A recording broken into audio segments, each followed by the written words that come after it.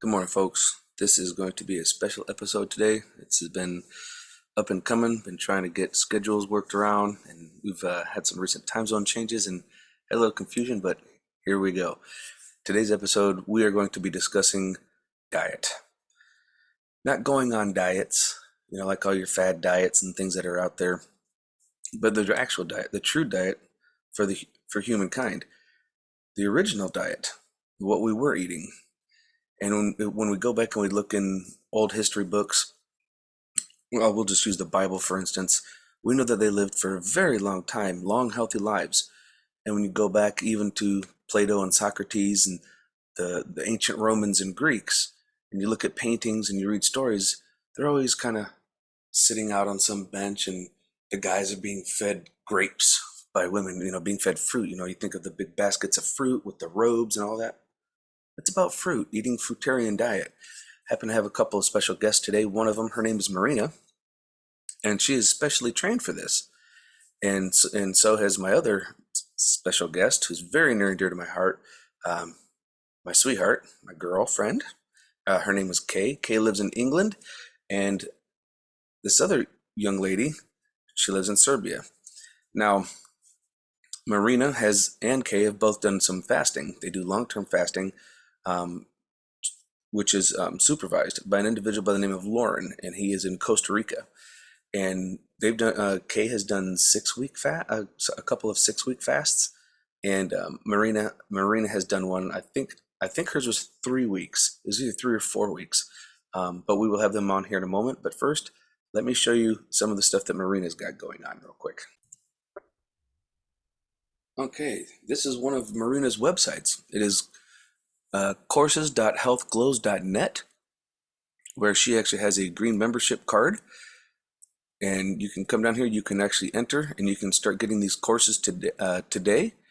This is her contact information if you'd like to contact her on information, to kind of customize things. We will actually get into that a little bit when we get to her. Now here's another one. She's got another website called, it's www.healthglows.net, and this is Marina, where she, and it's all about transitioning to a low-fat, raw, vegan diet and healthy lifestyle, or fruitarian. And she's also got, guess what, an e-store. So fitness, kitchen, classroom, transforming your health. And then there's a little bio about herself. So you can come here and you can kind of read over what's going on with her, how she got started, the whole ordeal. It's a wonderful ordeal. This right here is where she went to Vibrant Health and Wealth Academy in Hawaii. Hey, Hawaii, liking it even more. That part I actually did not know, folks. So she is trained. This is not, some wacky lady who just is vegetarian or vegan or fruitarian and is just coming out there. She's actually certified. She's got here's bookshops, so you can order some different books. She's got, stuff going on, different equipment to have in there, skincare, healthcare. Wonderful, all around naturally healthy lady. And there's nothing wrong with that. And here's another one at healthglows.net for, which is, I think this one's her story, which I think that's actually right here. Now we're going to go to right here. She's also on on Instagram, right here at Health Glows. So you can come and follow her there. She's also got a Facebook channel, Health Glows Transition to a Raw Food Diet Coaching. And she has a YouTube channel, which I do follow as well, Health Glows. And we are going to have her on here in just a moment. And this here is Kay, a photo of Kay. And we're going to let her talk a little bit more about her certifications when she joins us here as well. And we will have both ladies here on in just a second. This will give you a good thing. Welcome back, everybody. Top left over here, I've got Kay Cruz. Hi, sweetheart. How you doing? Hi, Jacob. And of course, we've got Marina. I've shown you guys her different websites, her different social media platforms. Marina, welcome. How are you? Thank you, Jacob, and I'm so glad to be here with on the show with you. Thank you. I'm actually very honored that I have the both of you. In some of my previous videos I've done, I've been showing people the different stuff, the ingredients. I've been breaking down ingredients that's in a lot of our food and showing people that they're putting like bioengineered products, food sources, and that they're starting to implant like bugs and crickets and stuff into certain foods over in different countries. And I'm like, folks, this they're trying to get us to eat this, and then showing people how they're like that cannibalism is happening. Like there's websites you can actually get.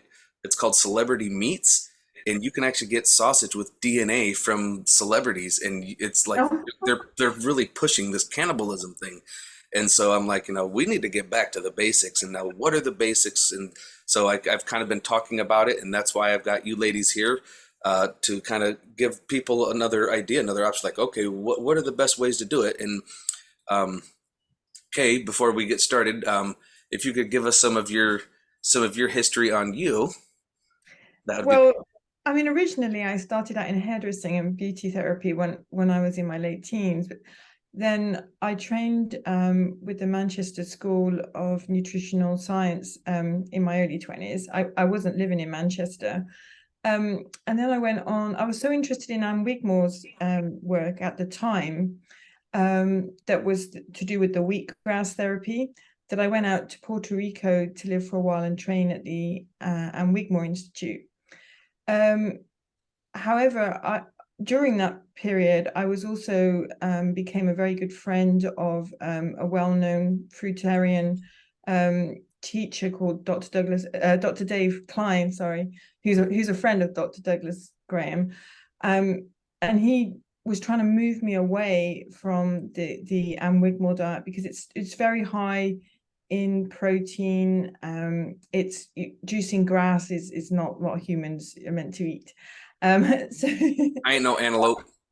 yeah, so through trial and error, I moved into natural hygiene, and probably got about 25 years experience in natural hygiene, eating a high fruit, raw plant diet, consisting of just exclusively raw fruits and green leafy vegetables. Green leafy vegetables meaning things like lettuce and purslane, those kinds of things, not things like broccoli and cauliflower and those sorts of foods, which are difficult to digest raw.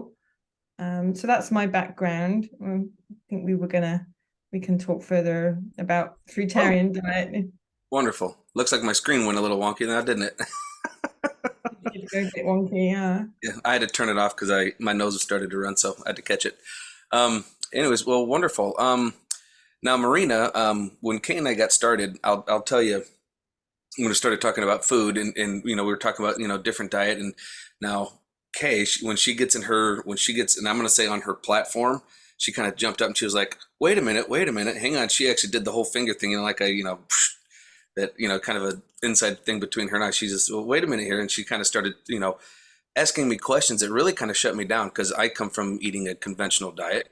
Um, I'm Hawaiian, and I've seen that you went to Hawaii and you got some of your education there, which is like, hey, that's awesome.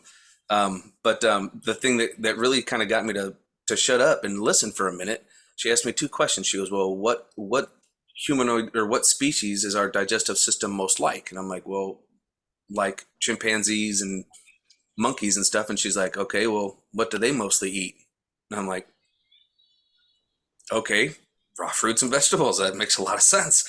So I'm like, okay. I'm like, yeah, but we need protein for building muscles and this and that and all that kind of stuff. And she goes, well, they don't. I mean, sure. I mean, sometimes they'll eat the bugs off of like the straws or whatever, but for the most part, it's raw fruits. And she goes, well, do you happen to know what, any food that you eat, what does it turn to? Before your body can use it as energy, what does it turn it to? And I'm like, sugar? And she goes, so why not just give it natural sugar? okay. Well, yeah, the thing with the primate animals is the fact that it's let's not confuse this with Darwin's theory. Oh, no, no. it, Yeah, no, not by any it's means. it's the fact that their digestive structures are almost identical to ours. They are fruitarians because of their digestive structure. And our digestive structures are very, very similar, like almost identical. They've got tails and things, a little bit different position. Whereas other animals have different digestive structures, and all animals are designed to eat the raw food diet that is, in line with their environment, which is probably, we've moved away from the sun. We know that from ice ages and stuff. So really, we probably would have started in the tropics where we could pick the fruits off the trees, just like those other primate animals eat, but not because of we've come from apes. It's not really about that. Well, that's a topic for another time. Well, yeah, but like, I mean, people can sometimes think that I'm talking about evolution with Darwin's theory or something, Yeah, and no, this has nothing to do with Darwin. And yeah, we're saying in it doesn't in matter. my intro, I did kind of discuss about getting back to the original diet of what we should be eating. And when you when you read in the Bible, or if you go back and you start reading stories about Plato and Socrates and the ancient Romans and the ancient Greeks, and you look at the paintings, you see a man in a robe laying on some kind of a couch, and he's eating what? He's eating fruit, and there's baskets of fruit, and they're drinking Great. wine and eating fruit. Well, okay, that's not too far back in history for us to be able to look and see that. You don't see them, eating big old, leg hams of meat. No, you see them eating mostly fruit, and these are the wise ones. Plato, Socrates, these smart philosophers and deep thinkers, and they were all fruitarians. It's throughout history if you really start looking at it.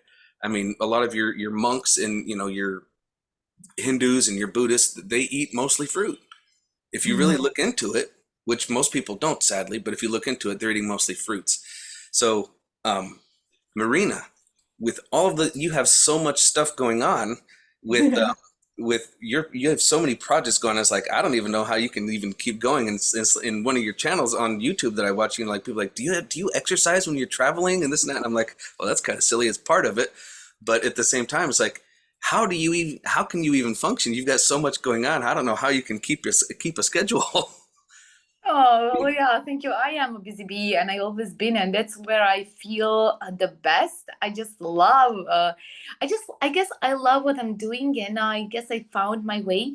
But I will always say, I will also say this, that there were times when I was taught that when I thought that like the natural way of life is to go to school, be employed, and work for someone, and just do a job. And I tried that at first because I thought that was the schedule that everyone should follow. That was like something I grew up with, that norm. Everyone is living that. And when I tried to do that, when I tried to live as I remember, I was employed and I didn't feel like doing anything. I was so just even depressed, and I wasn't a busy bee. I was only a worker who was unwilling to do anything. And then when I finally decided that I'm gonna live my truth and I'm gonna do my passion, I'm gonna live my passion and make my passion my work, that's when everything turned around. And since then I do everything with joy. Like when I go to bed, I'm so looking forward for the sun to come up so that I can live another day, because everything that I live is my work, equals my life, and equals my joy. And when That's you live awesome. and work from the source of passion, and um, then that's how it is. You don't even think. You just, yeah, I get to do this. I get a chance to do this. This is so wonderful. So that's, I believe that how this life on this planet should be for everyone. Right now, how did you get started with the whole? Did you grow up eating a conventional diet? Oh, absolutely, absolutely. And how I started changing my beliefs and my view of the diet was actually a very blessed moment that at the time was very painful for me. So when I was little, I had a bunny pet whom I loved very much. And at the time, my favorite cartoon movie was Bambi. So Bambi had best friend, his little rabbit. Umper? And I guess in my mind I was a Bambi and who had this rabbit. And then one blessed night, I remember that our parents, bless their hearts, told me and my brother to go to our room and to stay there because there was something going on in the backyard and we were not supposed to see that. So while we were in our room, my brother teased me and he said, if you are courageous enough, you will go out and what's going on. And I always wanted to go to show up, to come across the people as a courageous one. So I ran out, and that's when I saw it. My father held my rabbit, my dear rabbit, for his ears, and a neighbor was standing next to my father with a big knife in his hand, and the blood was dripping from my rabbit. And I started screaming and crying. I didn't understand what was going on. And then my mom came around and she hugged me and she put my face, which was all in tears, into her body, and she dragged me into the house and she said, "Didn't I tell you not to go out?" And I still couldn't understand what was going on. And then my father came around and he told me in a very kind and loving way that they killed our rabbit so that we can have it for lunch tomorrow. And he said, if we just have left it to grow old, we wouldn't, and die on his own, we wouldn't have been able to eat. And what's irony is that at the time my father was working for a very successful I have to make a theater pose here, break here. Very successful meat industry in Serbia, my home country, and I always thought that the meat, the food that my father was bringing from his work was literally something that was made at the factory where my father was working. I never thought my father was not a butcher. No, no, no. He was actually like he was economy, like he was doing numbers in this company, and he was always bringing these butchered up and killed animals home that I thought that were presented in such a beautiful way with such beautiful names, and I thought, oh, that's something that is made at my father's work. And at that moment when he told me this truth about animals, I realized, I was only 4 or 5 at the time, but I realized, oh, you mean that's the meat? And I felt so hurt, not just because of my bunny pet, but because I felt I had been lied to for all those years. I thought, if you had told me that the animals are meat, maybe I would opt not to eat them. But then they told me that that's the way how humans live. And I believed them. I was so small at the moment, but there was something in me that told me, no, Marina, this is not where you belong. But I didn't know for better. And then years later, at the end of my elementary school, I got a paperwork to write about the life of Nikola Tesla. And he came from my part of the world. He was actually Serbian. Yep. And at the time there was no internet, no computers, anything like that. So I just went to library, to the public library, and I got all the books that I could about Nikola Tesla's work and life. And while I was reading them to do this paperwork, I found the word vegetarian. I grew up among people who didn't even use this word. There was no such a word, vegetarian, where I grew up, not alone vegan, let let alone raw vegan. That did not exist. And that word just stayed with me. And then my path just led me to other people who were vegetarians and vegans, and in the end, raw vegans. And I also finished some extra schools. When I say extra, I mean like after I graduated from the like public schools that I guess everyone go to in Serbia, or most people, most children. And then after that, I was just trying to find my answers in some extra education that I found for myself. And that's how my path led me from my killed rabbit all the way up to raw veganism. You wouldn't have liked being in my household, Marina, because my father used to go out.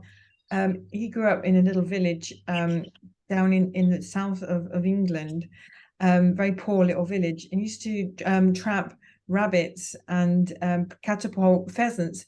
So when we grew up, we always had pheasants and rabbits hanging in the shed that were Oh, ready to. I mean that. To be honest, I was quite fortunate. I didn't like meat as a child. I actually tended to like foods that were good for you. I loved vegetables. I was a born nutritional therapist, I tell you. I helped heal my mum of a condition when I was like 13. I put her on a diet. She wasn't overweight, it was just to help with her condition. But yeah, that my dad stripping down animals on the sink in kitchen sink and on the top was a kind of normal thing in my household, and I never liked any of it. So my parents, as long as I ate all my vegetables, they didn't really mind if I left the meat, to be honest. Now, But see, here's actually a wonderful example. We have three of us, three different backgrounds of our history. I actually grew up in a fishing and hunting family. Being Hawaiian, of course, I love fishing. I'm just like, oh, I want to fish. I love fish. I eat fish. But I also grew up from 11 until I was 18 in Michigan. I used to hunt, deer and rabbit, pheasant, turkey, and we'd be sitting there pulling the feathers out, skinning them, butchering up our animals and stuff ourselves. I grew up with that. I grew up eating a conventional, if you want to say, standard American diet. However, I mean, I would still eat, barbecue and steaks and things like that. But at the same time, even though I would have some on my plate, I really loved the vegetable part too. Like I wanted vegetables. If there was potatoes, I wanted some potatoes. If there was vegetable, I wanted more of that than the meat sometimes. Now there would be occasions where I would have one plate of my vegetables and then the meat, and it's like okay, and then I would go back for seconds and I'd only get meat because like okay, this is about the meat. really? Yeah. So, like but now that your now that I started, and before Kay and I actually hooked up, I actually kind of started like weaning out away from pork, just on my own, and that which is kind of you have to understand being Hawaiian, and if you've been to Hawaii, and I'm sure you're very familiar with Kalua pork or Kalua pig. It's a staple Hawaiian food is having Kalua pig, and so that's a hard one to kind of step with that one in spam. That one's a one to kind of step away from, and but I was just kind of stopped doing the pork thing just kind of on my own, and I was only eating beef every once in a while, anyways. And so by the time Kay and I actually started really discussing this, I was already down to eating like chicken, turkey, and fish for the most part. So I was still eating some beef every once in a while. I haven't had beef in quite a while, so it's mostly just chicken. I don't even eat turkey that much anymore. Now it's just chicken and fish, and then but I'm eating more vegetables and fruits. So it's I do see the wisdom in it, and it is difficult. It's a difficult transition, and I know on your websites you actually have a transitioning going from eating the standard into the other. Now I have not looked at that yet, but when Kay and I were talking, she's like, "You're actually doing a pretty good transition by cutting one thing out and then kind of cutting another thing out. You're just transitioning yourself," and it just felt like a natural flow to do. Can you kind of discuss about the whole transitioning thing for some of the listeners that they can hear things like, okay, oh, there's a transition. How would you recommend that we do a transition? Can I just say here, like, Yes. I think while we're picking on the meat, Oh, sorry, though, sorry, go ahead. it's not just the meat. Yeah. It's not really just the meat. I don't even think that's the worst part. It's all of the other stuff. The beans, the cooked beans, the grains, the wheat grains. That I'm not a fan of rice either. The brown rice has got a very rough husk to it, which kind of almost scratches the intestinal wall. White rice is just devoid, and breads is dehydration. If you're going to eat bread, you just drinking water separately is not the same as having the water in your food. I mean, so really it's about getting a diet that's closer to raw foods, but even if it's steamed vegetables are not like the sin of all. So I feel that we should not just pick on the meat, but No, things like no, that part would be correct. I would say that and really it makes a lot of sense because when you go to a diner, you get your food and then you order a drink, you get something to drink, and you're drinking something down while you're eating because it's dry and then you're using the whatever your order is for drink, whether it be a soda or a sweet tea or water, to lubricate it. And if you're eating stuff that's already got the water in it, you don't need to lubricate it. Who has to drink water when you're eating fruit? So That's right. I would agree. So how does your transition thing kind of go? Mine? Yes, Marina. Yes. Oh yeah, okay, thank you.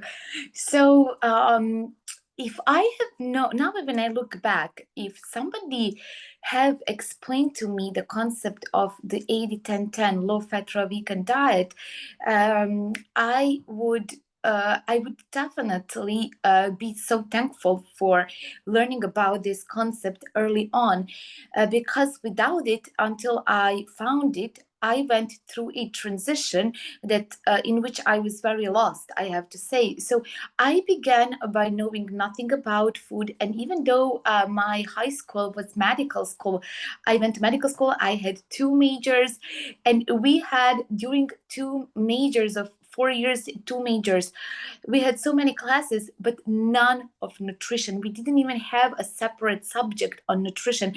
And now when I look back, maybe it's good because we would learn all the conventional nutrition, which is not just like full of nonsense and doesn't make sense. But that's a whole another story. So I was so lost, and I was trying so many different dietary paths and so many different diets, and I suffered a lot through that. But one thing was good about that I realized, okay, I'm not going to eat meat anymore. And I didn't really, at first, I didn't have any scientific back up to my reasoning of not eating meat. All I knew was that my heart was telling me I didn't want to participate in something that to me just wasn't right. And when I say to me, I also want to add that I'm not judging anyone to whom hunting and eating animals is all right, because I know wonderful people who hunt. I actually know them. I met them on Borneo, and they're such wonderful people, such like good souls, like big hearts, and they hunt because that's part of their culture, and I'm not judging them by any means for doing so. So anyway, I knew that that wasn't for me, and then I stopped eating meat. And then the next year, I just stopped consuming anything that was coming from animals, even honey, and especially milk and eggs. And I didn't know why, but my heart told me that to do this. So, and then after a while, I got my education on why I should not drink something that comes from a cow, and basically because I'm not cow's baby. So, and that was like my year 2004 when I went vegetarian, and then 2005 when I went vegan. And then I actually have to say that I suffered as a raw vegan a lot, because I thought that the main calorie source should be grains, and grains I'm quite a firm believer that cooked grains, because I was eating whole cooked grains in huge amounts. Those were my calorie source. They damaged my intestines. I can sign that. I don't have a scientific proof of that, but I am quite sure that the outer very rough this husk of the grains actually damaged my intestines, because I ate them in huge quantities, as I believed that those should be the staple of a vegan diet. And I actually, even in one moment, I ended up accidentally on a macrobiotic retreat for 7 days. And I remember that's a funny story that actually led me to think about raw veganism without knowing about it. So I always loved fruit, but in macrobiotic world, fruit is forbidden. And then at this retreat, which was a 7-day retreat in Italy, we were surrounded with beautiful grape farms. And I was so uh, like, they were so appealing to me. But then at this retreat, we were not supposed to eat fruits, and they were serving so much grains throughout all meals.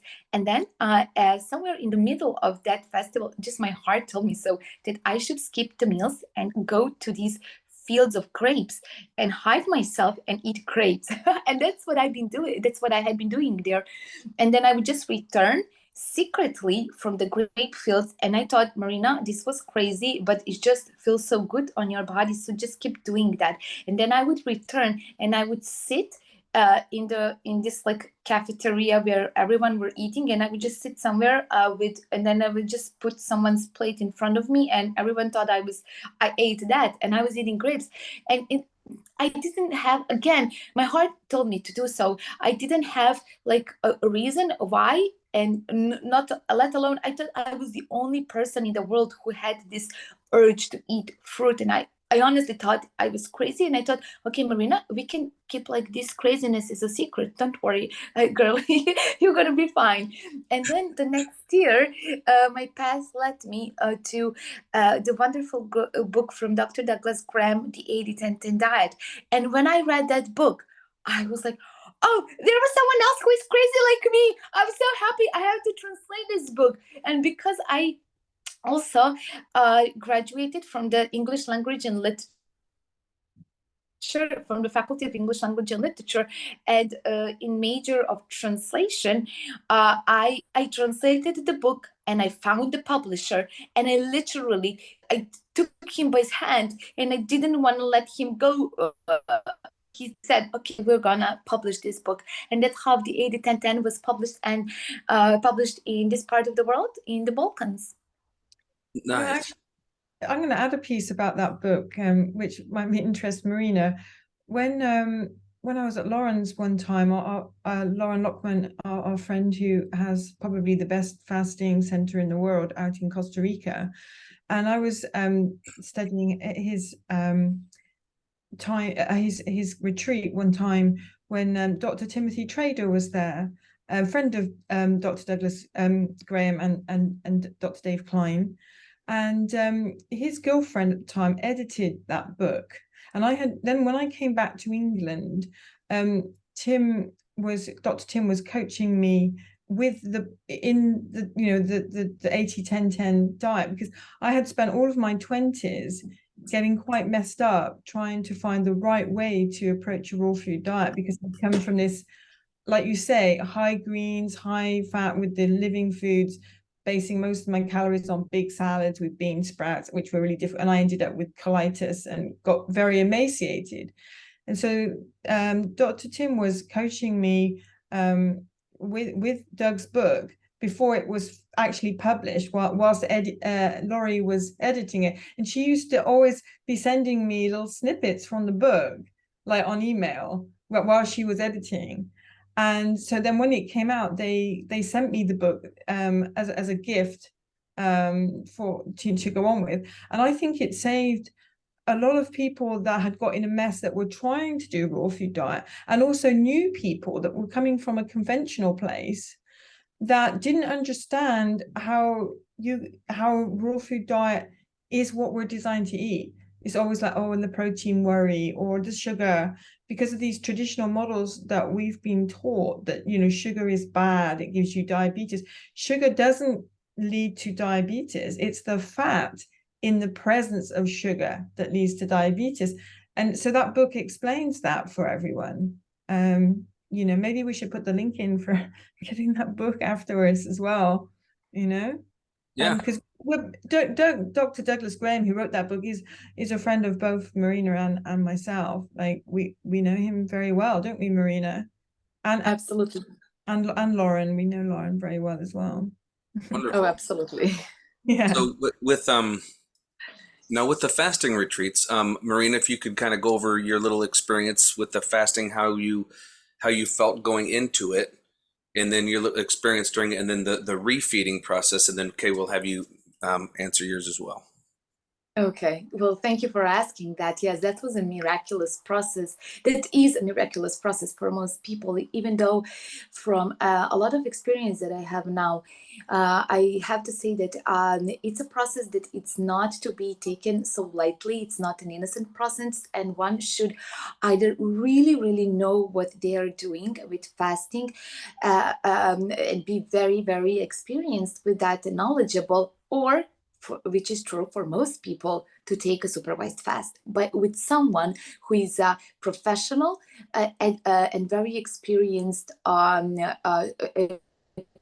fasting educator and supervisor.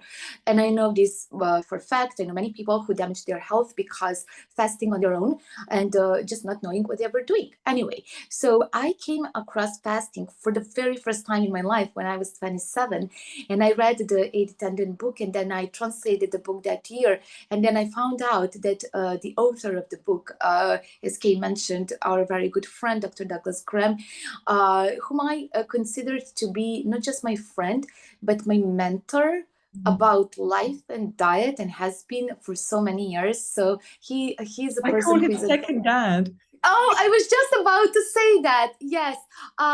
Yeah, like a fatherly figure to me throughout these years. And Doug, if you listen to this, yes, you've been to both me and Kay a fatherly figure. So thank you for that.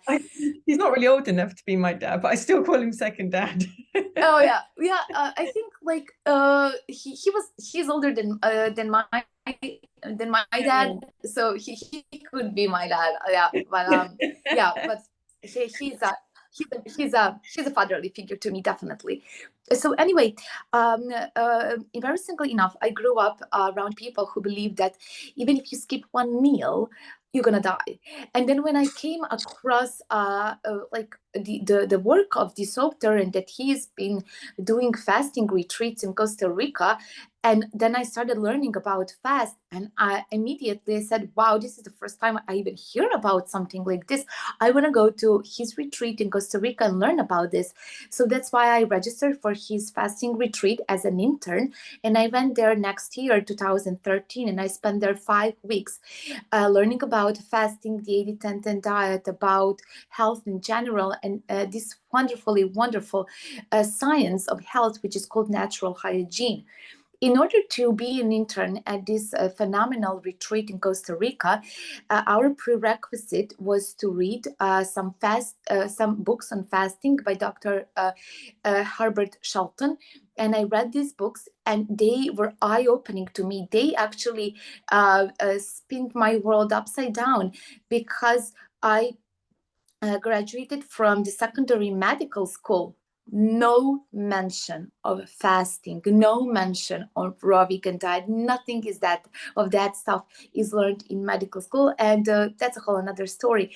But to return my focus of story to fasting, so I was interning with Doug Graham in 2013, and since then I've been fascinating with how miraculous and healing the process of fasting is. And I'll correct myself to be technically correct.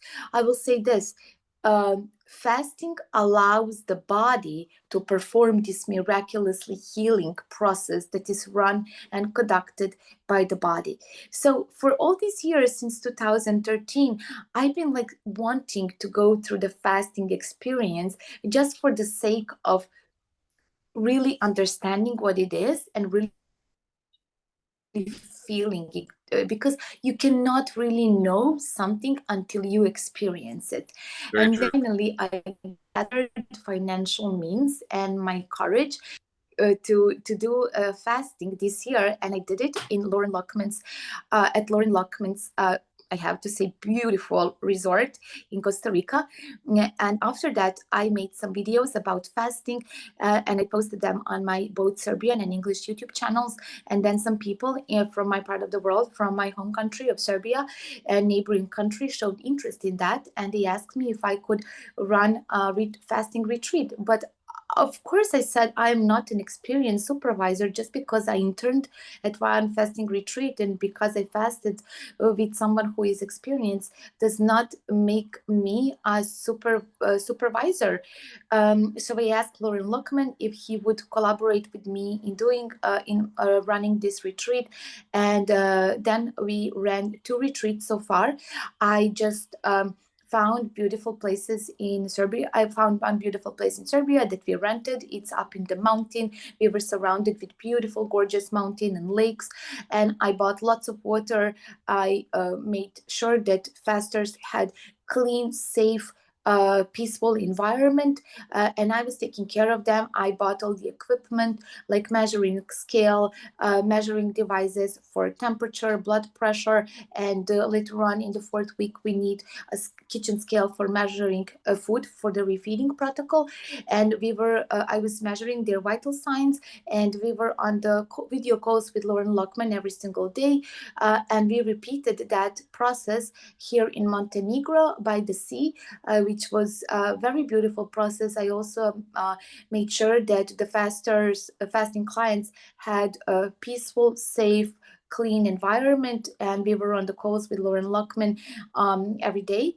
And during those 2 fasting retreats, we had clients with different issues, different personalities, and I learned a lot. I learned a lot from their questions, from their vital signs, from just talking to Lauren.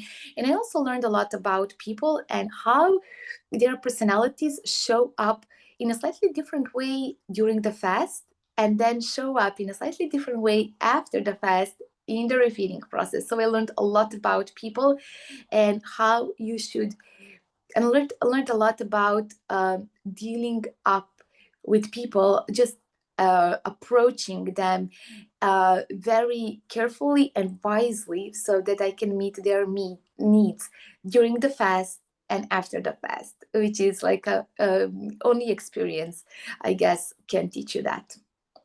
So it seems to be quite the spiritual experience aside from the physical Oh, aspect. Very like spiritual experience. crazy spiritual, crazy spiritual. If and only if you do it correctly, because this is what I always also see. So many people do not want to go through fast. Not eating is not fasting. Fasting is the absence of all stimulus from the outer world. When you go deep into yourself, when you rest from the outer world on physical, emotional, psychological level. And most people whom I seen like not eating, for example, at Lauren Lockman's retreat, even though he told them over and over every day, not go on the internet, not spend your time on stressful situations that you deal with the people on the internet and calls and this and that. People just did not abstain from that. They were going on the internet every single day and doing calls and messages and watching movies and doing this and that. And I was like, well, they are not fasting. They are just not eating, and like they should be resting. Doing something during that your fast is just like not putting you in this restful situation. And it's only restful state. It's only when you go deep inside you get that, I guess, spiritual part of fasting as well. That's my take on it. Some people might have different, Now, but that. Kay, if you wouldn't mind, with the same question, and then also what are the physical effects of what are the physical benefits that you get from fasting, aside from, from a lot of people it would be, oh, to lose weight. Well, yes, but what are you losing in the process? Like, what's actually leaving the body? Oh, that's a big one. That's a big one, but I'll leave that to Kay if she wants to go first. I think the first thing I want to say is that people have this idea that they can do things to the body, and there's a lot of products going around, especially since the divot, we call it the divot wars from the injections. People are taking these products. They think it's going to cleanse them, do something to them. And you look at these products, and sometimes they even have caffeine in them, and it's supposed to be cleansing your body. But you can't do anything to the body. The body is what does the thing. So you can give it like the fuel, you can give it the right conditions, but it's always the body that is doing the action, not things that you add to the body. And you find that when you stop doing anything to the body, take everything away except water, because that's vital for life, the body will heal itself. It's like a surgeon with a scalpel. It will go in and do a lot of cleaning. And one of the unique designs of the human body, or in fact, pretty much all animals probably, is that we're designed to be able to store extra weight because life's unpredictable. And there are times when there isn't enough food. So yeah, you're not going to die after a couple of days of not eating, unless maybe you don't drink water, or maybe try to climb a mountain or something, and you already have a heart condition. But we're not here to teach people to fast at home. I totally agree with Marina that when people sometimes come to me and they're in the middle of like, oh, I've been fasting for 5 days, can you help me? Da, da, da, da. And I think, well, no, because you don't know what you're doing. You don't know how to drink enough water. You don't know how to drink the water, which is another thing. You don't understand about the importance of keeping your blood pressure at a level where you're not gonna, they make it dangerous when it's not dangerous. It's not dangerous when it's done correctly. And yeah, but not so much like when people are at Lawrence, and it's not ideal to be reading and looking on the internet and things. But the real problem is when people stay at home and they go to work and look after the children and all of those kinds of things, where you're really using some mental and physical stress. And then you get like a lot of agitation in the mind, and your head starts to ache. And that's when then people don't get that spiritual experience. People become, as you will know, Marina, really emotional when they're fasting, and the libido drops down as well. Oh, Yeah, and you become kind of quite needy, kind of very emotional, a bit needy, because you're weak, so you're in a more survival mode, and the mind will start to kind of trip out in some ways. What I mean by that, I don't mean trip out like you're on LSD. What I mean is you can start to get deluded by wrong thinking if you're not already very grounded in your spiritual essence of yourself, and you can feel tossed around, you can feel over emotional, and that for some people when they're on their own will make them go out like compelled to eat some heavy food that is totally inappropriate, that they might have not been eating before because they'd already transitioned into a healthy diet ready for their fast, and then they go out and eat, I don't know, something on toast, like eggs on toast, or I don't know, something like that, or pizza even. And it's the thing with the fasting is when you're in the fast, your body is doing a lot of internal work, but it's not actually in such an elimination mode as it is after the fast. It gets everything ready, it neutralizes toxins and gets everything ready to expel. There is some expelling of toxins during the fast, it's particularly through the skin and the breath, and some people may go to toilet. Obviously you continue urinating. Some people don't have any bowel movements, but then after the fast, when the fast is broken with the right food, high water content fruit in small amounts, the body then is able to eliminate those toxins which are not in day-to-day eating, day-to-day activity, which is normal eating, even on a raw food diet. The body doesn't have the space to do that because it's digestion takes up more energy than any other process in the body. So when you're in eating mode, like even when you're not eating, you're not eating all day, but in between meals, you're busy digesting that last meal and using that to do this and that while you're moving around. And so you don't get a chance to, if you've stored toxins in the fat from stuff you breathed in today that was not good for you, or something else, this and that, and processes from digestion that also create toxins, because plants have toxins natural toxins in them too. it doesn't have a chance to deal with that. And most of us have come from conventional diets that have caused us to store things in our body, anti-nutrients and toxins from old that are still there. People sometimes have fasted many years later, and then while they're fasting, they can taste marijuana, where they used to smoke marijuana years ago, and they weren't even smoking marijuana before the fast. That happens too. Tell them about when you were fasting, Marina. When you're a slight person and you do fasting, obviously you do lose weight and you become kind of weak.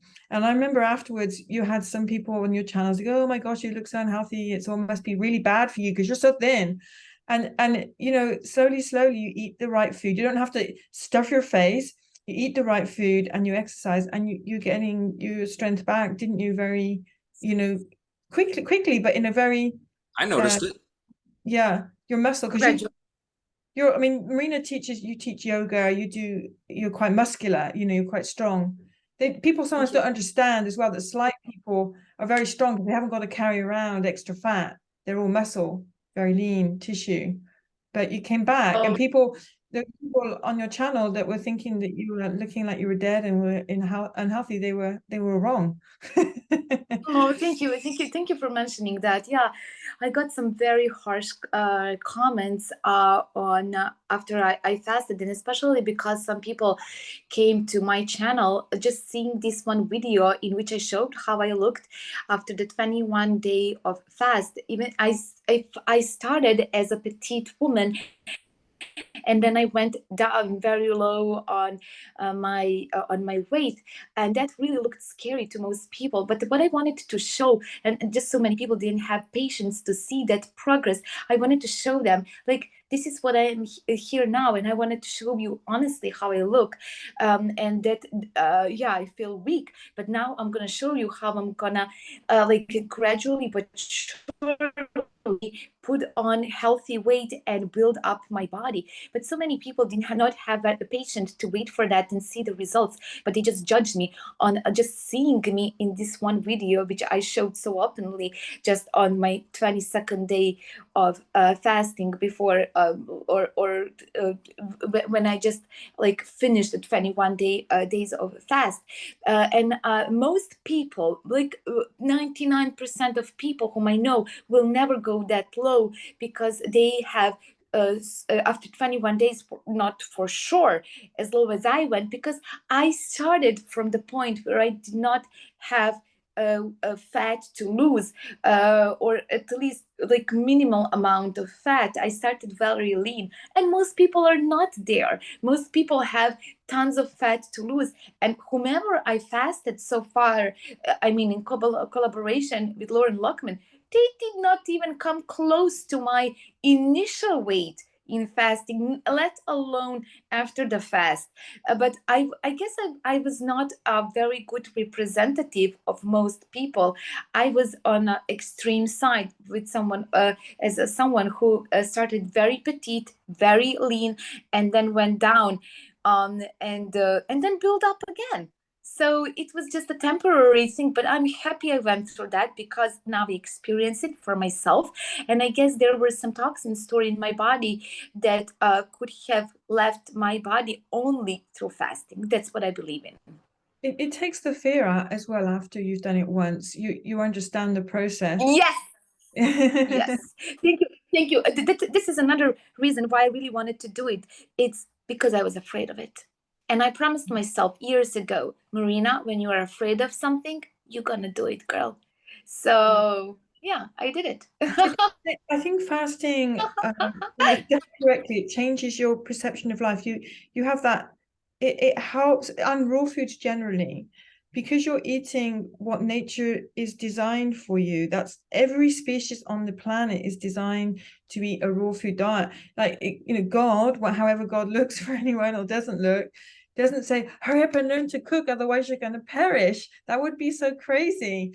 And when we look at, obviously animals are not got the same makeup as they know how to migrate and these kinds of things, but we can tap in to that source of energy that gives us higher dimensional energy, that gives us strong intuition, being able to remote view things, and very sensitive, because when you're eating how you're designed, the body is functioning in tune with the earth, in tune with the cycles. It knows what to do. And I think fasting helps you get there. Yeah, when people are on conventional diet and they've got used to little addictions. I'm not going to talk about like big addictions. I just talk about little things that you like to eat that become quite addicting, and that palate is so habitual. It's difficult to let them to wake up one day and just eat differently. And often they've created the wrong kind of environment in their body, that they could be eating a lot of acid forming food, so their body fluids become quite acid, especially for meat eaters, because if you're eating a lot of flesh foods and things like dairy and grains, you have to have quite a high pH of stomach acid to digest the meat in particular, and that's not right for your body. It tends to lead to arthritis because you've got this high acidity of body fluids. It's not the same as acidity from eating an orange. It's a residue that's left in the body from the process of breaking down high protein foods and certain types of bacteria, because when you're eating a cooked food diet, you're encouraging putrefaction in the gut, because the gut's long and convoluted and it all slow through the gut and different bacteria. So by fasting, you kind of clean up. Things that are not supposed to be there tend to die away. They get eaten up by other bacteria that are now able to flourish, and so then afterwards, those bacteria that are constantly sending signals, and if you've got parasites as well, that would be even worse, and especially yeasts are a living organism. They're sending signals into your nervous system all the time to be fed. So after the fasting, you're much more able to find your way with the right diet, because you feel in love with yourself, you feel in love with the world, and you feel just normal. You just feel normal. You didn't realize you didn't feel normal before. You just felt average before. And look at Marina, she has all this energy, don't you, Marina? In the morning, you're jumping around and doing your videos. You can tell Oh, you have lots of. Yeah, your videos are quite adorable. Kay sent me a couple of your videos where you're like doing your little stuff and showing, dancing around and showing your fruits, and I'm like, oh my gosh, and I'm like, yeah, she's definitely like what you would say, Kay. She's a nutta, just like you, just like just kind of doing your fun little wacky stuff. And I must say, Marina, I did watch your process, that you're from beginning and then during the process, and then when you actually came out the other side and how you look, and I was like, wow, that she bounced back wonderfully, so and it didn't take you very long.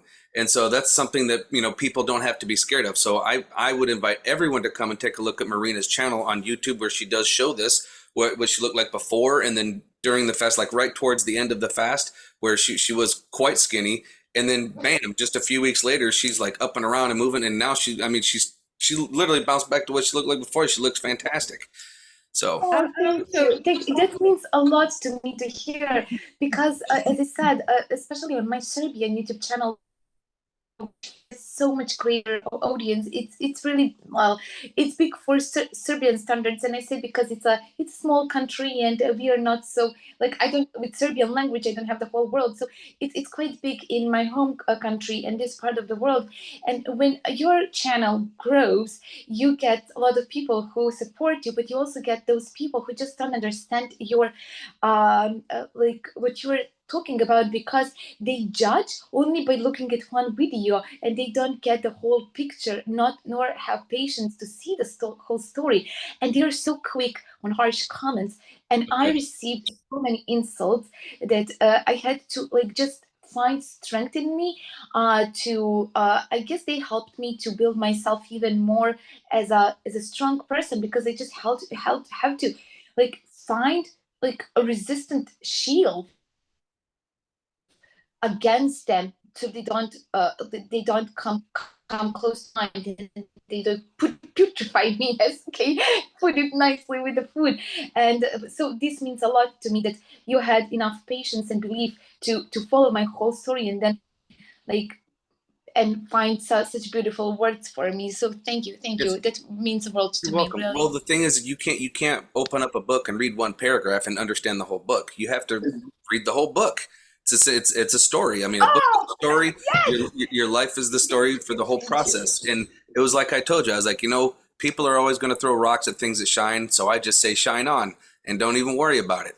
So just like I So told you in your comments, don't even I worry want about the naysayers. I want to bring up this book a moment because you spoke right at the beginning about living your dream No, and your what is that book? What's the book? this is one of Marina's lovely books called The Oh, Universe in Universe You. in You. Wonderful. Okay, go ahead. This is about following your dream. You create it yourself and you follow it. It's really illustrated with lots of lovely. Oh, hang on, that one hasn't got any pictures there. Lots of lovely pictures in here. And I think when we start out on this path to health, it's really about, it's more than the food and the health itself. It's about creating the reality that you want. It's about your contribution to the world, by your example, but not because you feel you should, but because you just feel compelled to share all of that beautiful energy with the rest of the world. And like following you on, say, on Instagram, Marina, like your little stories, and there's always that vibrant light that is, people will wake up and look at that in the morning and think, oh yeah, I want to be like that. It's a feeling of electricity, the natural force within you. And this book, I bought this one as a keepsake because I'm all about creating your own reality. We talk about that a lot privately, don't we? It's not what you think about that happens. It's the fact that your thoughts attract energy in the universe on different vibrations, and that vibration, that resonance, is what attracts those things that are on that resonance. So it's not even that you have to think about the very thing that you want. You just have to get the energy from that, and so you're living like you have it today. Everything you want, you have today, because you have that energy with it falls in alignment with the universal energy, and that's what attracts it to you, and it attracts the people to you as well. And people can feel it. People will radiate around you. They like that energy. They feel comforted by it because their spirit recognizes it. And I think that eating healthily, moving towards eating the right foods, is a gateway into that more paradise of life, even when there's a storm going on in the world like we've experienced the last couple of years. We haven't got down, have we, in the last couple of years? No. Oh, Marina, thank you so much for thank you, joining us thank today. you. I know that you've got another appointment here coming up here pretty soon. I'm not wanting to cut it short. We've actually been going on for quite a bit, and I know that you're a busy lady. Yes. Thank you so much for your time and coming to visit with us and share us your story and be able to share some information and details on how people can kind of, I mean, people are already recognizing stuff going on with the food, and people are wanting to kind of leave that conventional stuff and wanting to get into it. And, the both of you being able to share your experiences on coming from conventional and kind of getting out of it and recognizing it and sharing your path on how you did it. I really appreciate it. And I'm sure the listeners are going to appreciate it. And hopefully we can all kind of get back to the basics. So thank you so much for coming. And I did kind of see the little swells up, the little emotional part, and it's always emotional. And as a friend of Kay's, I love you as a friend, and of course, love you too, sweetheart. So thank you for joining Thank us, you. and I'm sure we might wind up having another conversation again here before too long. Yeah, we'll do this again. And in the meantime, people should follow you on. So if they have Instagram accounts, follow you on Instagram. Yes, And Instagram and YouTube, by all means. She does lots of little yeah, snippets, folks, and they're great. it's uplifting, and there's lots of information there. Oh, thank you both for all these wonderful words. Yes, I think some tears appeared in my eyes when Kay actually pulled out one of my books and she showed it in such a I have loving this one way. here too. Oh, Look, oh yeah, that's this an old one. lovely book. I have a new one. I have another one now. Yeah, Cup of Mama coffee. Foden. Yeah, It was a Kay is beautiful, beautiful book. such a wonderful friend who is so generous with sharing, loving and like caring about other people, and she is always like just sharing other people's stuff whom she care about. Oh, and so yeah, anyway, it was such a lovely talk with both of you, and thank you for Jacob, thank you for inviting me to your show. It was my pleasure, and I'm wishing you a beautiful day to both you, both two of you, and all of your audience. And I hope that we will meet someday in person and then do another show, but a lot in live. Oh yes, Well, we absolutely. will. Be wonderful. Okay. We Bye will. bye, And everyone. See you later. Ciao. have a safe journey home as well when Yes, you get Yeah. home. travel safe. I hope you have a little bit of a rest then. Yes. Thank you so much. Have a great day, both of Yes, you. you too, honey. Bye bye. Bye. Bye. All right. Now, one of the things I knew that she had to go, which is quiet, which is why we kind of let her go. But one of the things I wanted to kind of get into also is that, you know, when it comes to diet in the Bible, and a lot of people and a lot of my followers are very familiar with the Bible. Most are Christians. Some are leaving the Christian faith, but to use the Bible for the reference on it when it comes to being fruitarian, and I see more wisdom in the fruitarian than the vegetables personally.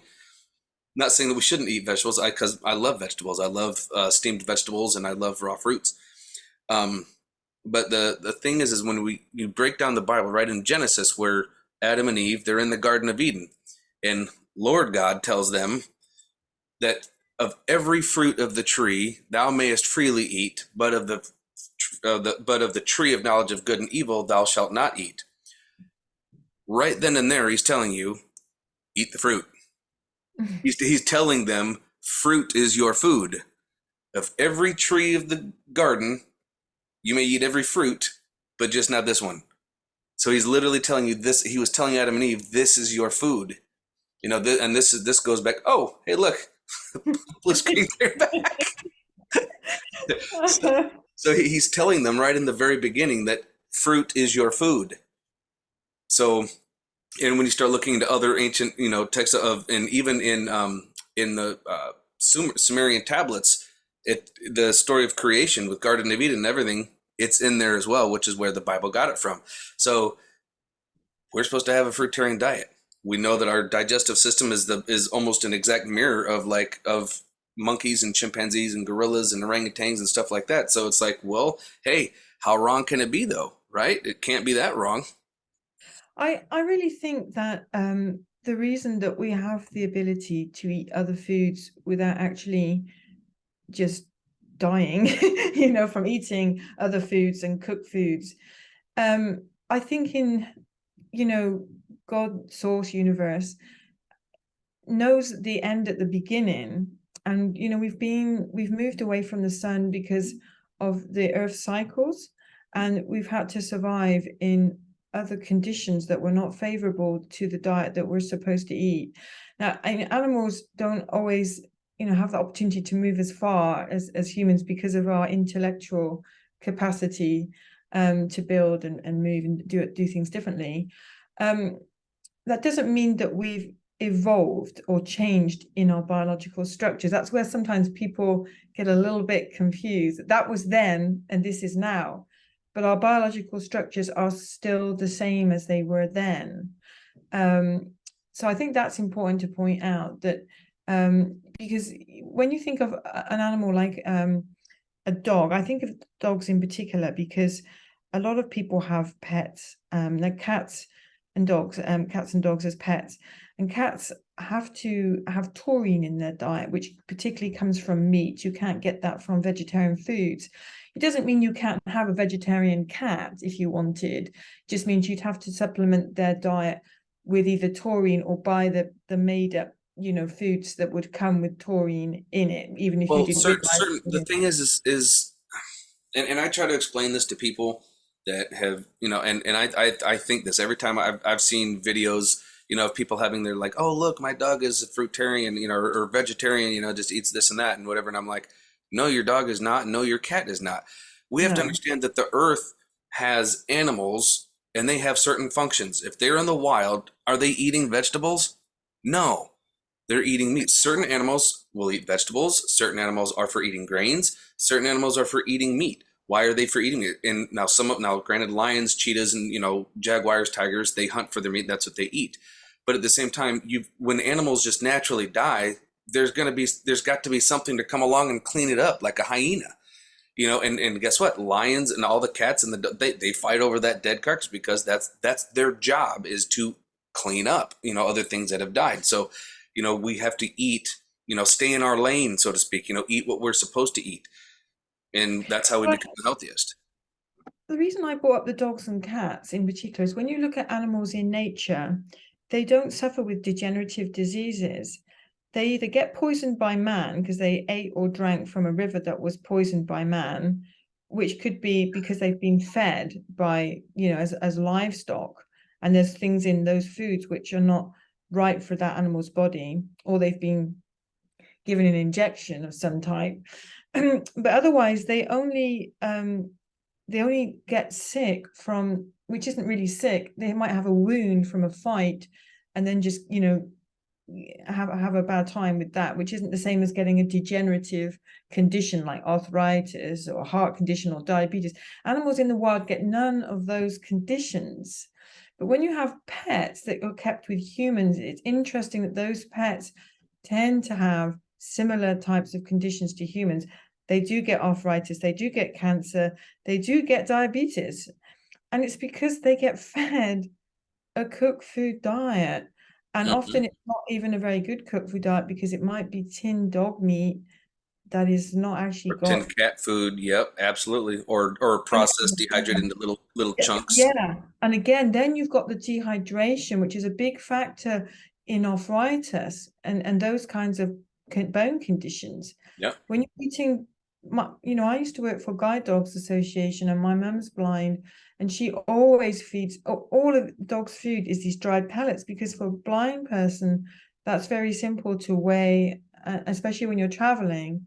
That animal has grown up with dried pellets of food, which might seem nutritionally sound, but actually it's dehydrated. It's not the same drinking water separately as having the water, and it's not the same as tearing the meat or eating the meat fresh, with all its nutrients intact, all the enzymes, from freshly killed animals. I mean, I know it's not very convenient to have a pet and actually go and kill the animal to give your pet straight away. You might have to compromise there, but that's an interesting thing in nature. And again, the different animals have different biological structures. So the carnivorous animals have very short intestinal tracts, so that they can remove the waste products from the meat very quickly. And that would be raw meat, because it putrefies, and that's raw meat. I mean, cooked meat putrefies even more, which is why you can hang meat for a while, because it doesn't putrefy straight away. And they need to get the remnants of their digestion out quickly to avoid, well, they do still tend to get worms and things like this, but just to avoid all of the disease that would happen if it was in a convoluted intestinal tract like we have. And they have a high stomach pH as well, because they are breaking down raw, high protein flesh. And so they have to have a high stomach acid. Right. And of course, most of us know that herbivores have two stomachs, and they have these molars that kind of grind around so that they can grind down things like grass. And then there's a process in these two stomachs to churn it all up, to break that down. And I think people forget anyway that, herbivore animals can be quite large and they're only eating grass. And then you've got all the apes and bonobos. They're pretty strong creatures, and they're only eating fruit and leafy greens. They eat leafy greens as well. They eat leaves of Yeah. certain plants. And we see it. We've looked at people that eat a fruitarian diet that don't eat leafy greens, and that includes non-sweet fruits as well, of course, like tomatoes, cucumbers, peppers. And they don't fare as well, because you do get a dense source of minerals in the leafy greens. And you find that when you've been eating a fruitarian diet, you do you do have a desire to eat the green foods. They do become very palatable. Some people will start off not really enjoying salads all that much. They don't really like the leafy green vegetables. And they have to be easy to digest. People have this idea that kale is this amazing food because it has a lot of nutrients in, but they don't understand that because it's so difficult to digest, you're not getting the full benefit of the nutrients. You're not able to extract all of the nutrients available because of the form that they come in. And also you're putting a lot of extra work on the digestive system. So more is not necessarily better. It's Right. like, yeah, it's like the right amount and the right type is what's important, not more juice or more blueberries or more, to a point, as long as you're satiated, to fulfill your calories needs. Mm-hmm. Well, thank you very much for coming on and joining. I've been trying to get you to come on for a little while. Finally got you. It took me another little muscle called Marina to kind of get you to drag in and come do it, but it's quite lovely. Thank you. Yeah, I prefer helping people one-on-one behind the scenes. It's true. But Yes, I'm thank aware, but at the same time, everything is um, everything can be one-on-one because, like you and I right now, we're one-on-one, even with Marina. But people that are listening, when they're watching these videos, they're not watching it with a whole crowd of people. It's just one person. So at those moments, it is like a one-on-one. So people can hear what you're saying, and certain people pick up certain parts that they'll be like, oh man, there's something here, and then they won't find something else as useful because maybe they already know it, or maybe the whole thing of what things that you had to say and Marina had to say, as far as like sharing your stories. There's bits of each person, like something that I've shared will touch some people. Things that you're sharing are going to affect other people, to kind of grow the awareness and awakening of reality of what we should be eating, of the correct diets. I mean, so many of us know about the crap that they're doing with the genetically modified organisms for food and stuff, and it's like, man, people are, like, what do we do? How can we get away from this? How are we going to live? Well, it's the fear. It's a programming. We've been programmed to think that we're supposed to be eating these things, and actually, no, it's not. It's this. it's the same when you're eating a fruitarian diet and you go for a blood test and the doctor freaks out that your bloods are completely different. But you've got to understand that all of the results that they go on are averages. We don't have average blood results. It doesn't mean that there's something wrong, and that throws them off, but then they get used to you and they realize that you're just different after a while, and they kind of accept it when you're working with like the same doctor. Mm-hmm. But I think when people are starting out, there's some books like the 80-10-10 diet is really good because it helps people to understand the ins and outs, the process, the philosophy behind the raw food diet, because there's mistakes that people can make that don't benefit, and then they think that the diet's not working for them when it's just that the way that they're doing it is what's not working. There's certain fruits, because of the way that the content of them, their chemistry, they don't go together. In the stomach, you've got you've got a stomach acid, which is for breaking down more protein foods, and the saliva in the mouth is more for breaking down starch foods. And it's really good to not be mixing, say, like bananas with oranges, because you've got these more acidic foods with sweet fruits, and they require different digestive processes. So it's better. It's not the end of the world, but for ultimate digestion, in nature, really, probably what would have happened, we'd have been walking through the forest, or maybe even running through the forest if you were running away from something, and you'd have found a tree, and you'd have eaten from that tree. You wouldn't actually make a smoothie with like 4 different ingredients. You would just think, oh, here's some bananas, I'll just eat these bananas, and then you're full, and that'll keep you going.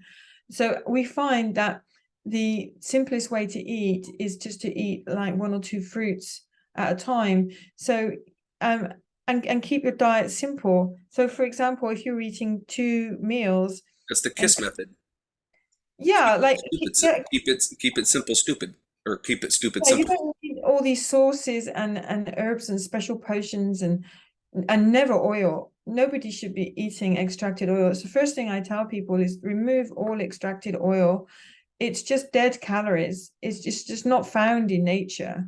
You don't need a lot of fat, and you can just have even if you can have fat in the form of avocado, but even if you didn't eat any overt fats like avocado for 3 months and you just ate fruit and greens without any avocados, you would still be perfectly fine, because there's fat in bananas, there's fat in papaya, but I'm not saying don't eat avocado. I'm just saying you so don't need these oils, these extracted oils. All of the essential fatty acids can be found in leafy greens and fruits, and avocados are a really great source of minerals, actually, so they are really good to eat. I'm not saying, but you just don't want to eat too much fat, and it's always good to eat the fat at the end of the day. And there's a reason for that as well, because when we were saying earlier, you were saying earlier to me that when you eat food, most of that food has to be converted into sugar. So when you come back from the gym, there's really no point in eating a sandwich or a baked potato because you got to break it down to sugar before you can utilize it. So you might as well just eat the fruit, because that's going to be the closest to turning it into glucose, because it's already, It's going to be the fastest. Yeah, it'll absorb the yeah, fastest. yeah. Plus, So plus the other great benefit that some people, I know, there's every single person that watches this video knows someone that has had cancer in one way, shape, form, or another. And one of the thing about the eating the fruits is it helps to, in your, when you become fruitarian, you're eating, mostly fruits with some vegetables. Your body will actually become alkaline because you're not taking in, your body will not be acidic anymore. It will be alkaline. Well, cancer cells cannot exist in an alkaline environment. The cancer cell, I've talked about this before. A cancer cell has a diamond head with one body, then it has two legs. Both of and those two legs are pyruvic and lactic acid, which both are found in dairy, by the way. Henceforth, why I don't do dairy. And but those things can still happen. I mean, if you, let's say that you just cut dairy out, well, you're still going to get that from partaking of a regular standard American diet. But when your body's alkaline, they can't exist. They literally just fall apart. They break apart. And there have been several studies, and there's so much information out there that I encourage everybody to go research yourself about, cancer literally disappearing. People that turned to going to an alkaline diet, their cancer being cured. My ex-mother-in-law, she had leukemia 3 times. The third time that she had it, she actually went on an alkaline diet, and in less than 3 months, it was completely gone. Almost like it was nowhere in her body, and that's it's the bone cancer, and so I've witnessed it myself, the actual leaving of the body, and it's amazing. It's like, wow, that's kind of a miracle thing. It's got to make you think, well, if the standard American diet's giving us cancer, should we still be eating it? No. I think there's also a lot of problems with yeast overgrowth, and this comes back to what we were saying about the diabetes in particular, with fat in the presence of sugar. People are frightened of sugar the way that we've been, again, propagandized. Is that the word? Oh yeah, don't drink regular Coke, drink Diet Coke. Yeah. Or Coke Zero or Sprite Zero. Oh, bloody hell. When you eat the sugar, or like, let's just say we're going to eat fruit as the form of sugar, so we're going to eat some bananas, and that process of breaking the fruit down from the fructose into the glucose, and it goes into the bloodstream, and it passes into the cells very, very quickly. It's a very simple process, and that's why then after exercise, it's going to regenerate you very well, very quickly, and what's the word I'm looking for? Recovery. You're going to have a quick recovery. If you add a lot of fat to the diet, and particularly fat with the meal, which has got the high sugar in it, but even if there's a lot of fat in the diet generally, it slows down this process of the metabolizing the sugar. And so then what happens is the sugar has to linger around in the bloodstream because it's tied in with the fat, and it's got to all be separated out, just to put it in a lay term. And that's what causes this extra insulin to come in to help pump the sugar, because you've got then you're overtaxing the pancreas to get the sugar across the cell wall. So what happens then is, to help with this situation, you get this yeast called Candida, and the yeast grows into the bloodstream. It's a natural yeast that's meant to be present. People blame the yeast, but it's not the yeast. The yeast is there to save your life. it eats up the excess sugar because yeast likes sugar. And then that helps to resolve the problem temporarily. But the problem occurs is when people are eating a lot of fat in their diet and a lot of sugar, whether it's in fruit or other types, like if you're eating cake, that's even worse because you've got sugar and fat, and then you've got the grains and it's cooked, it's not full of nice ingredients. But when you're continually eating high fat and high sugar, that's then when you get all these yeast problems and people get digestive upset, skin problems, brain fog, addiction for sugar. And it's because the yeast then, once it grows a lot, it's almost like taking over. It's becoming a living organism, and it needs to continue growing, You and don't so want its food, which is what you were feeding it in the yeah. first place. Yeah, so that's why we have our cravings. Yeah, it's not to blame the yeast in the first place. Like I said, the yeast has it, like everything in nature, it has its place. It does a good job, but it only does a good job if it's temporary. It doesn't want to be in the bloodstream all the time, so you have to not have a high fat and high sugar in the diet. So by fasting, for those of us that have a high amount of yeast in our body, the fasting, you're starving it out of its sugar, and it actually kind of shrinks and goes back to where it's Yeah. supposed to. And so your cravings, like, Yeah. oh, I'm craving a chocolate bar. Oh, I want some chocolate ice cream or whatever, Yeah. whatever people's, and I'm coming, speaking from a conventional side, of course, those cravings start to go away because it's the yeast that's telling your brain you're having this craving because it wants to eat. So basically you're kind of not just maybe parasitically overtaken, but mold overtaken, and it's sending these signals, which is why we're having these cravings, and Yeah. those cravings just go away, and you can actually get on, just like you and Marina were saying. You just, once it's done, you're like, life is just simple. It's like you don't have all these weird cravings, and your body feels good and you feel right with everything. You don't have to use any willpower to stay on a diet, because you just feel in tune. And, a lot of people will think that oh, I've got parasites, when actually it could just be yeasts, because it's very similar effect on the body and the cravings. I think people try to there's this like bad thing. They feel bad about wanting sweet things all the time, when actually it's natural to want sweet things. It's built into the whole chemistry of our system to want sweet things It's sugar, because which is it's what we sugar. need. And Yeah. and one of the It's things that I like to touch on, like with, because in a lot of my content, I've talked about crystals a lot, about the power of crystals. In fact, when I talk to people on the streets and I do this regular, folks, I talk to people on the streets, like if I go to the movie theater, I'll kind of talk to them about crystals and, the power of, because, most people see I've got tiger's eye, and they'll see the different, the crystal around my neck, like, oh, you got crystals. I'm like, oh, if you understood the power of crystals, you'd be having them too. And I kind of explain that. But the great thing of what is sugar? It's a crystal. We're supposed to be crystalline body. Alkalinity. If you actually take a look at at an alkaline cell, the molecule, and you actually go in a microscope, what is it? It's a crystal. So we are crystalline individuals. We have crystals in our ears, so like when you get vertigo and stuff, it's because they settled and you're like, oh, and they're supposed to be moving around regularly. So it's sugar is what we need for energy. It's a crystal. The natural crystals, being from fruit, helps your body to become alkaline, which is crystalline. So it all comes back to crystals. design. Yeah, it's amazing, isn't it? Yeah, it really is. And now here's the other thing: a cancer cell. It's got its body and its two legs, and its head looks like a crystal, but it's a bad crystal. You guys remember the movie the Dark Crystal? That's kind of that's a dark crystal. Yeah. I think if people do a little bit of research, when they're starting out on a new diet plan, and get either somebody or a good plan that they're following, and keep things very simple and learn a little bit about the science behind it to avoid those mistakes, and then they won't be beating themselves up because they had a bad day and decided to go all out, and then work at their own pace.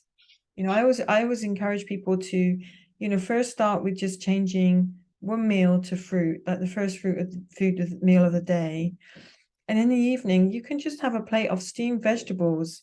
And if you want to have, the piece of fish or something on the side, but have it real simple.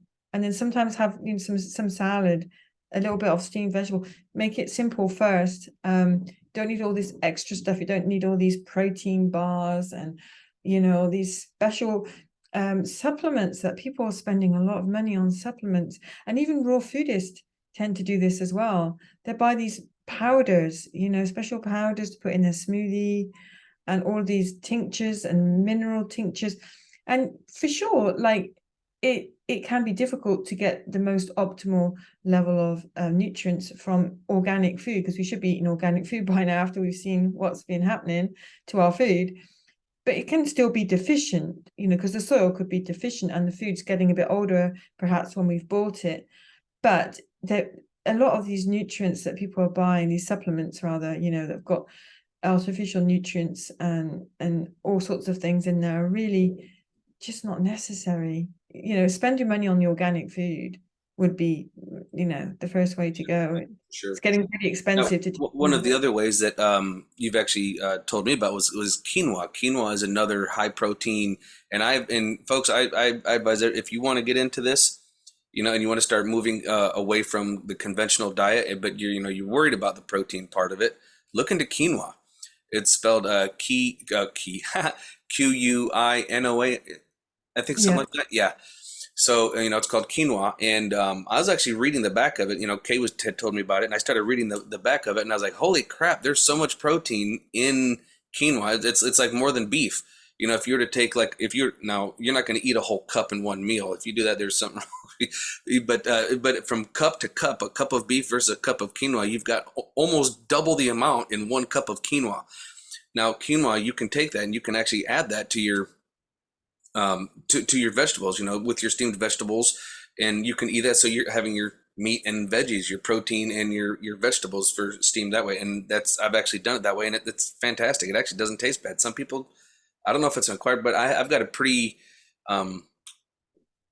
lovable. I don't even know what to say, but a lovable palate. My palate range is very wide. I can eat any kind of food. I enjoy all food, fruits, vegetables, meats from different cultures, and that's one of the things I used to enjoy. Is if I went to someplace new and as a different cultured kind of food, I would want to try their food from their people, you know, because it just sounded interesting. So I love it. But quinoa, I enjoy it. For instance, poi. If you've ever been to Hawaii and you've ever had poi, poi it's an acquired taste. Being Hawaiian, I grew up and I would eat poi as a kid, and then if you go for, you know, and when I first started eating, I'm like, oh my gosh, now this is it's a root that's ground up into a paste, and then it's mixed with salt water, and then it's really kind of like droopy, almost like a thick shake. So if you're and then you would eat it, and then I went years without having it, you know, but you know, first I was like, oh, this is not very good. And then, you know, grandma, you know, you eat your poi, you know, okay, so we'd eat our poi. And then, you know, so then it got to where I started to like it, and then I went years without eating it, and then went to eat it again. And I'm like, whoa, what the heck? How did I ever eat this? So, you know, so that kind of tells you something. You're programming your body and you continuously eat it. But of course, having salt isn't really good for us either. Yeah, we should talk about salt. Salt's a problem, and people have very fixed ideas about salt. They really truly believe that they're getting a good thing from it, and salt is just dehydrating to the body. And what happens when you eat salty foods? You feel thirsty. Yep. You don't. You get. We don't drink salt water. We drink fresh water. Duh. Yeah. You get salt. Celery is very high in salt, in sodium, and tomatoes, particularly melons, are pretty high in sodium.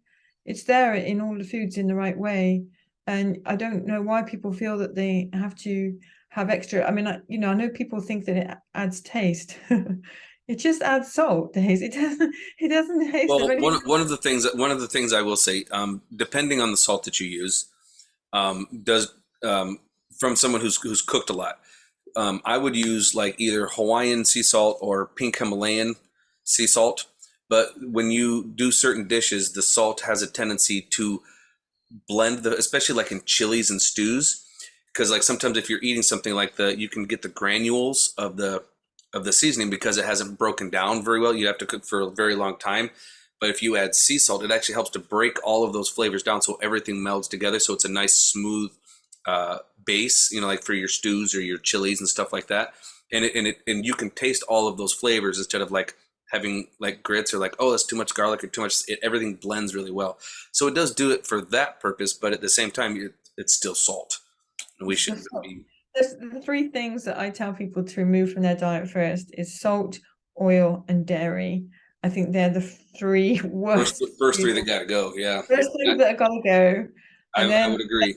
then you can start on sorting out the grains and the soy products and certain meats and go from there. And the coffee's got to go. I think for people that insist on drinking coffee, it's worth looking into some of these low acid coffees that are becoming more widely available now.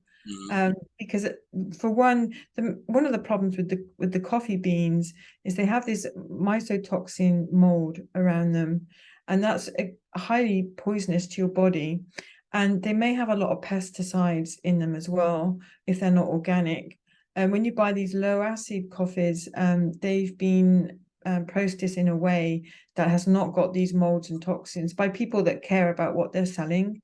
I don't have experience with them because I don't eat coffee, but I have listened to people that have channels that I follow on YouTube that sell these kinds of products, and I've looked into it for clients that come to me. Oh, what about my coffee? I recommend it's not. It is such an indoctrinated drink across the globe is coffee. It's making your system acidic all of the time, along with the soda drinks. But you're constantly bathing your body in an acidic environment, and then because cooked food diets tend to be too acid forming, grains are all acid forming except quinoa and millet. And you've got meats and fish included, and dairy products, soy products. Do you happen to know the acid that's in coffee? No, I It's don't. called tannic acid. Oh, tannic acid. It's a bit. It's tannic acid. It literally tans your stomach, or basically turns it to leather, if that Isn't that makes the sense. same one that's in tea? I think that's in tea as well, isn't it? Tannins are in tea as well. Black tea. Black tea does have tannic acid. Yes, tannic acid actually leathers your stomach. So for those of us who, well, not myself, but for those who have been drinking coffee for a very long time, if you're ever doing an autopsy and you look at their stomach, it literally looks like a lump of leather. It's not good. It's not pleasant, but it's been indoctrinated for so long because and I remember I've read some stories like the first Europeans that actually came across coffee when they went to Colombia, I think it was. No, it wasn't even Colombia. Where was it? But I can't remember the story. But when they landed in Colombia and they were offered coffee because the natives were drinking it just occasionally just to kind of keep them to wake them up if they needed it, if there was something going on. But then it just became a regular thing where it's like, oh, we got to have it because caffeine is what? Addictive. So they became addicted to it, and then we can add sugar and it tastes even better. So then they were adding sugar, and now you've got all these creamers, these different sugars, and then you've got flavored coffee. You can go to the store and you can actually get coconut flavored coffee. Coffee cup. Well, what's in or pumpkin? It's like it's just more stuff junk going in your body. Quite often, a lot of artificial syrups. Oh, yeah. But just, I mean, the beans themselves, like that toxin, the mold, the mycotoxins, and the other pesticides that might have been used in the farming of it. That's a hidden problem that people are not thinking about always when they're having coffee. So yeah, that's one to look out for. Thank you so much for finally agreeing to come on here and doing this. I appreciate you. Thank you, Jacob. All right. Thank you very much. And we will talk to you soon. Love you. Lots of love. See you all. I hope everybody enjoyed today's episode. It was all about educating ourselves. It was very nice to have the both of these lovely ladies on to kind of give us some information and some knowledge on things that they've learned and they've experienced themselves, and especially with Marina, with how to transition with her, with her information. Please go check out her websites and check out her channels. If you happen to have them, give them a follow, like, and subscribe. And so that way we can all kind of get back to the basics. And that's this planet has been getting away from the basics for a long time. I mean, not just, from getting away from nature, but with food, and that's part of nature, and we are always connected with nature no matter what we do, whether it's what we're eating or outside, and we need to get back to as basic as possible. So because that's when we were closest to our source, our creator of all things. And thank you very much, and enjoy your day. And I hope this helps to enlighten some of us. I mean, I learn something every time, so that way it kind of brings us to more of an understanding and more as one, so that we can evolve, so to speak, if you will, not like a Darwin's theory evolve, but to get to where we were and surpass that spiritually, because spiritually this planet's been going downhill, and we need to get back to a high level of spirituality, consciousness, and unconditional love. So keep your eyes open, no fear, and remember that love is the only way forward.